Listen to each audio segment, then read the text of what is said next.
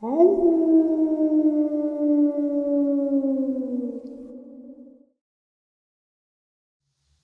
and salutations, everyone. I hope everyone is still doing well. Welcome to tonight's night ending bonus. Before we jump into it, a couple links. As many of you know, I rely on Patreon, PayPal, channel membership, and the merch to help the channel to continue to grow and go. Links to Patreon, PayPal, and channel membership is in the description below, merch displayed directly under the video. Also, Dogman Frightening Encounters, Volume 1 through 3, the audiobook versions. They were written and researched by Tom Lyons, narrated and produced by me, Jeff Nadolny. Those audiobooks are available on Audible, Amazon, and iTunes, links to which are also in the description as well. And finally, last but definitely not least, if you'd really like to help support the channel to continue to grow and go, simply subscribe. It doesn't cost a cent. Click that like button, takes half a second. If you don't want to miss out on any of the informative uploads that I put out daily, click that bell icon, and folks, please leave a comment. Why? Well, because all these things really do help the channel to continue to grow and go, and yes, folks, they do matter. Now, everyone, I have taken far too much of your time. Let's jump into this very terrifying bonus upload, shall we? So, the other day, I was sitting in my studio, just kind of, kicking around ideas in my head, and I watched a video on the news, actually, in regards to hallucinogenic drugs. And there was a drug called the blue elephant, which was running rampant in India a while back.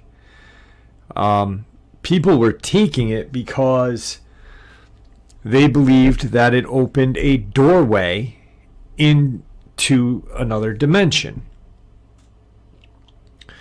And then I was just thinking about, I listen to Joe Rogan. Many of you guys probably do. Talks about ayahuasca and how the doorway opens there. And the Native Americans in the Southwest with the peyote, mescaline, and even in Central America where the frog lickers are. But it all has a kind of hallucinogenic kind of DMT trip to it, which our brain naturally produces DMT. And I was just thinking about this, and I was like, wait a second. I had talked about inorganic beings and these creatures that we can't see that prey on our fear a while ago. And then I was like, what if the reason why no one is seeing these, and I'm not saying Dogman, Bigfoot, werewolf, crawler, whatever. I'm just saying possibly, what if people are seeing these very strange entities naturally because our brain produces this DMT and it cuts down the veil and they're able to see, like these pale demons. They're able to see them out in the woods, but there is no kind of trace of them. What if, and then I was thinking about this, and I know I'm probably going very far-fetched with it, but, I really think it needs to get talked about because it does have some sort of, weight to it. So the missing people that go missing in national state parks and this and that, and I'm not going to say the term because it's copyrighted and I don't want to get sued because someone's money hungry. But so these missing people in these state parks and national parks, what's to say this veil isn't brought down naturally because we don't control the levels of DMT our brain naturally produces. What if these things can actually control it by coming closer to us? You see what I'm saying? And what if during that kind of interaction, we are pulled into that alternate dimension, and that's where they go? Because, look, Tom Mzik is gone. I've been up there numerous times. It was searched. They grid patterned that place. There was not an inch of that ground touched. Or every inch of that ground was touched, excuse me. I remember when I pulled up onto Lily Pond Road my last time up there, and I didn't have a camera with me. I was just walking. I needed to get a break. And I walked up to Lily Pond Trail, which the parking lot on Lily Pond is where Tom and his hunting party parked, and they went out into the woods. I'm assuming they took Lily Pond Trail because it's the only way of getting out there. Now, when I was on that trail, I heard something on both sides of me trailing me, but I didn't see anything.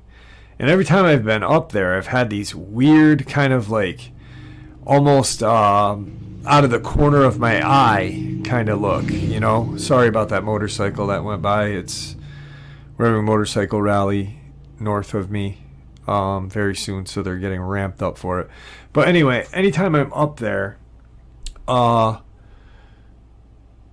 catch something out of the corner of my eye, or I hear something, and maybe it's because they're near us. When they get near us is when our DMT activators or whatnot. I'm not a scientist.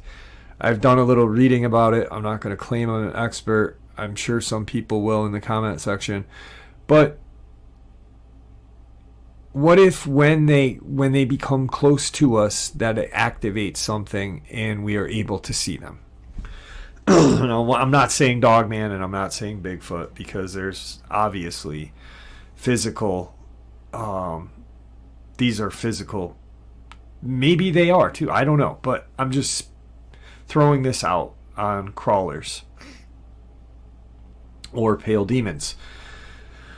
So that would really kind of explain where Tom Mzik disappeared to. Like, he's sitting on this kind of log waiting for his hunting companions. Whatever these things are comes close to him. He possibly doesn't see it because he's got a bad eye. He's older. But I don't know how that works. I've experimented when I was younger with mescaline and stuff, and I saw some pretty crazy stuff. I actually, after I'm done with my theory, I'll share something. So what if that happened and whatever came near him pulled him into an alternate dimension? I know it's very crazy, but it's only a thought, a theory. I'm going to share a couple of experiences with you as well.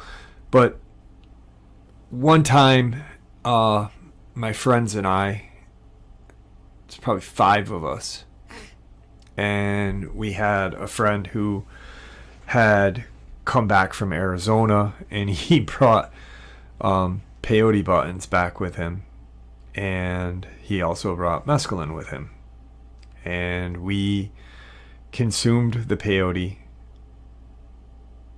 I remember eating the button. I remember getting sweaty. And next thing I know, we are in this field by the Hudson River in the mountains, running through the woods. And I remember seeing, we were just being kids. And I was with a friend named Jeff and another friend named Kobe. And we were running through the woods. and I looked over towards the woods deeper in, and I saw something running parallel to us. And I blew it off as, hey, that was part of what the experience was, whatnot.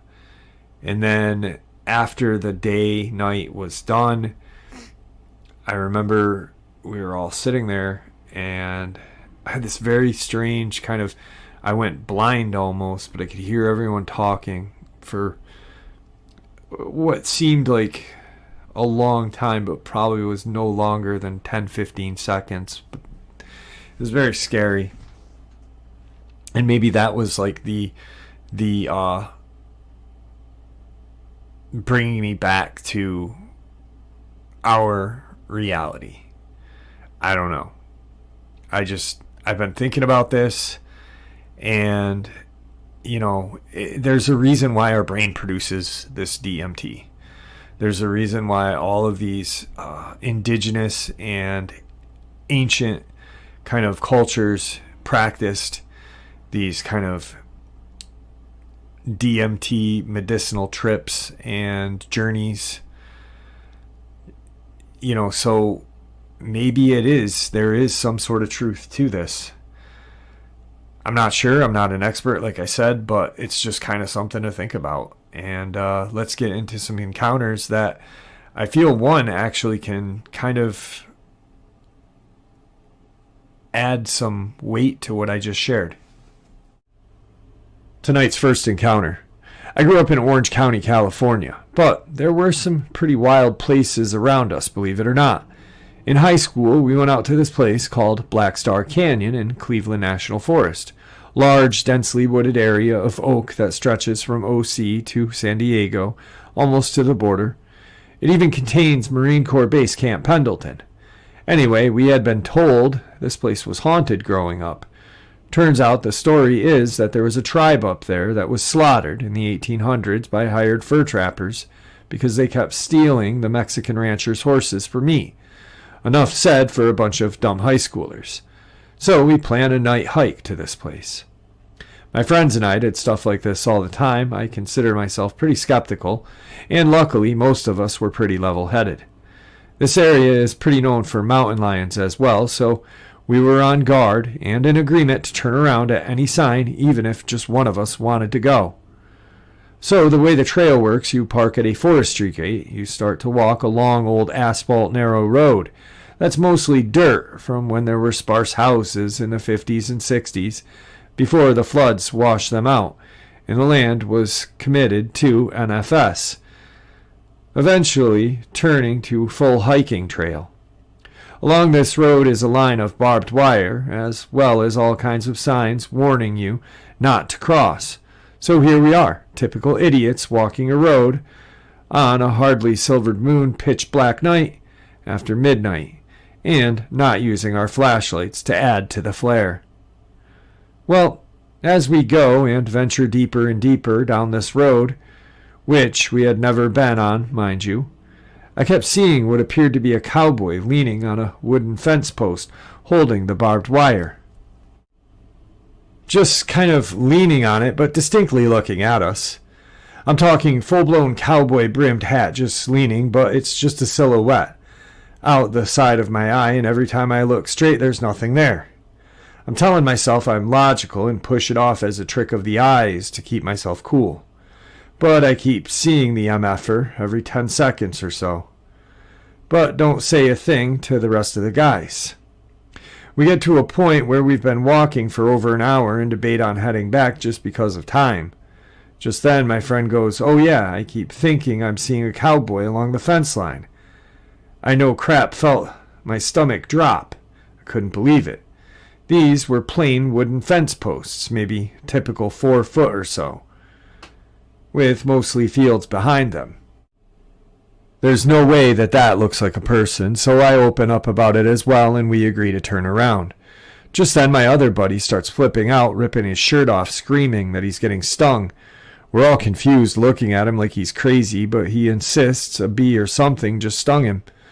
So we turn our lights onto his back and look, as 3 distinct scratches from stretching from one shoulder diagonal to the opposite hip, drawing blood. We're done, needless to say, after this, and made it back to the car without further incident. You can probably argue the shadow was coincidence in the dark, and shapes playing tricks for sure. I'll give you that. But throw in the scratch in a way that we watched it happen right as we're discussing this cowboy. This area ended up being used in a haunted TV show once. It's pretty cool, and I've been back there since, but only during the day. California has more to it than you'd imagine. Tonight's second encounter. Alright, so I'm going to start off by saying that this is a second-hand account, and I'm actually upset that I missed it, but that can't be helped. My girlfriend went to go get some food. She came back 15 or 20 minutes later, and she was like, "I saw a monster in the park." At first, I didn't believe her, but after a bit of questioning, she was serious, so we immediately get into her car. She puts the food in the oven so it won't get cold, and drove over there. And there was nothing, of course. I was actually hoping there'd be Halloween decorations or something, but no.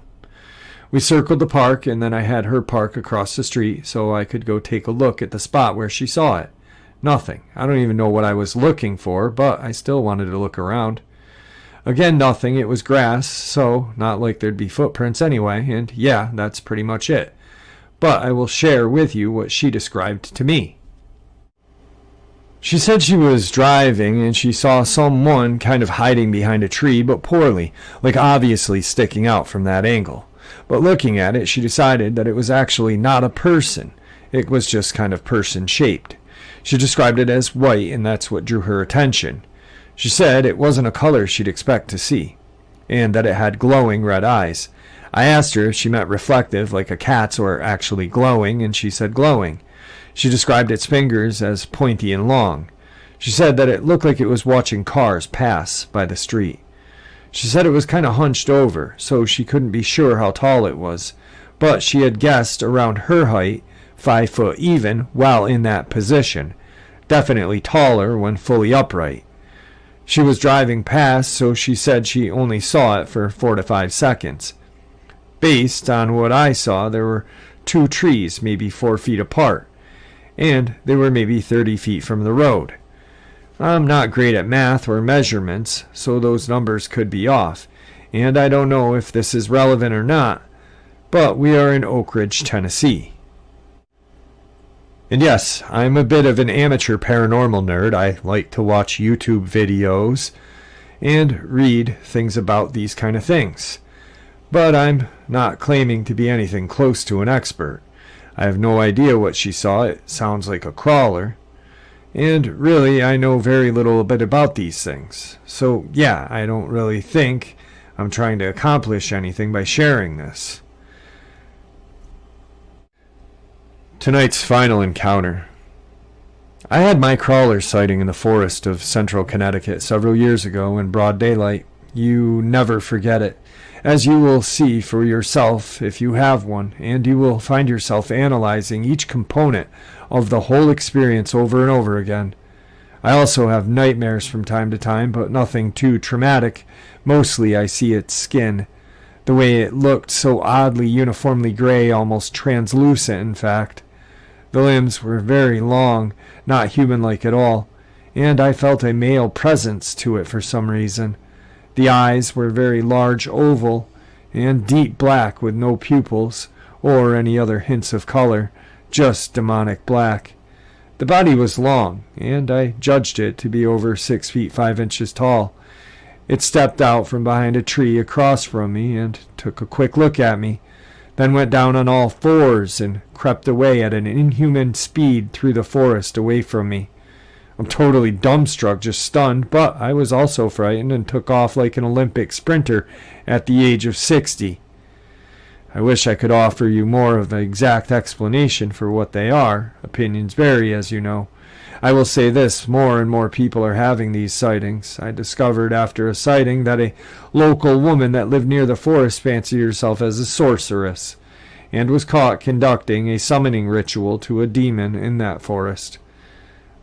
My neighbors who caught this woman doing the ritual took me to her abandoned ritual site, where she had carved symbols, apparently the demon's name, onto several rocks. She then used to build a circle along with other rocks surrounding several burnt black candles. My neighbors believe that what I saw was summoned somehow in this ritual, but I can't be too sure. But maybe she opened some sort of dark portal. If you've ever heard of Aleister Crowley, a famed now deceased occultist and alchemist, among other things, he conducted numerous rituals that ended up opening a doorway through which the entity he called Lamb came through. So maybe crawlers have emerged, in fact, in the same way through a ritualistic door. Or perhaps these are the beasts that God warned us about in Leviticus 26:22. I will also send wild beasts among you, which shall rob you of your children, and make you few in number. There are certain prophetic connotations when you consider exactly what a crawler could truly be, but ultimately, ask God for the gift of discernment.